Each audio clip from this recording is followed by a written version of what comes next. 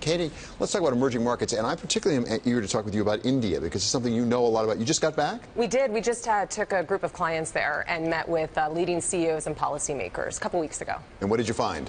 We found reason to be hugely optimistic about India. And taking a slight step back, I just want to say that we do think that particularly U.S. clients should think about India in the context of broader emerging market exposure. So we're advocates of clients getting broad EM exposure, with India being an important part of that. We are very bullish on the prospects of India. Our trip to India reinforced our view that this economy has the capability of growing at 9 to 10%, and there's not a lot of that going around the world. Where is it now, 7.5? Where? That's right, yeah. And as you and I were just talking about during the break, inflation signals are actually quite positive. So 3 key takeaways from our trip there. What I would say is that first and foremost, monetary policy can continue to be accommodative. So we did meet with the central bank governor, and he made it quite clear if they stay down the path of fiscal consolidation, we're going to get accommodative monetary policy, good for equity markets. Point 2, demographics look very attractive. 1 million people entering the workforce in India every month for the next 15 years. It's an amazing number, I think. Yeah. See, I remember the line from Katie's firm, and it was that in Japan they sell more geriatric diapers than they do baby diapers. So if you're long geriatric diapers in Japan, I just wonder what you're long in India. You should be baby diapers is a good product to own in many emerging markets with that attractive demographic. 70% of the people are under the age of 30. So, and demographics highly correlated to long-term growth prospects. And then the final point I would just make is infrastructure. So that's been talked about for a long time in India, but really going around the country, meeting with all these CEOs and policymakers really built up our belief that we're on the precipice of something quite important. Already they're laying 30 kilometers of roadway a day in India. That's up 3 times over the past 5 years. And then the other opportunity that's kind of interesting is in the telco space. 1 billion cell phone users in India. More people have a cell phone in India than they have access to a toilet, for example. Matt Miller?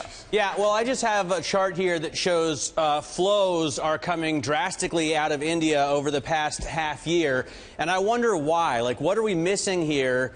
Because as I said earlier, it seems to be the only left standing as far as the BRIC countries are concerned.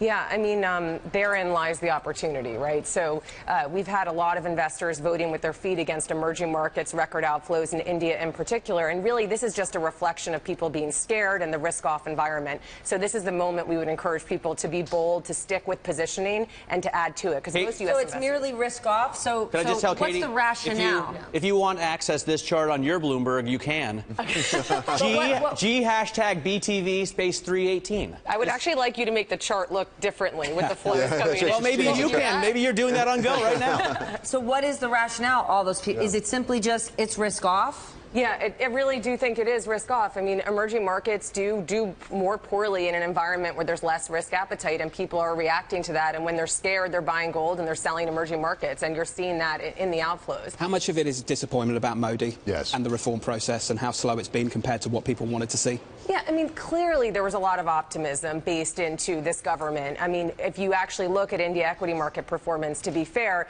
rallied 4 months before his election and has actually outperformed developed markets through today. So there is good, some of that good news baked into it. But I would say, again, being on the ground, meeting with people, expectations may have been high. We do actually think a lot of these reforms are going to get pushed through, and we're starting to see some real progress, like the progress I pointed to on infrastructure. Well, what is your biggest concern, though? It's not all rosy. You have to have some fears here. Yeah, I do think that the execution, that the bureaucracy doesn't stand in the way of the reforms the government wants to put through. That's something we're continuing to track very, very closely.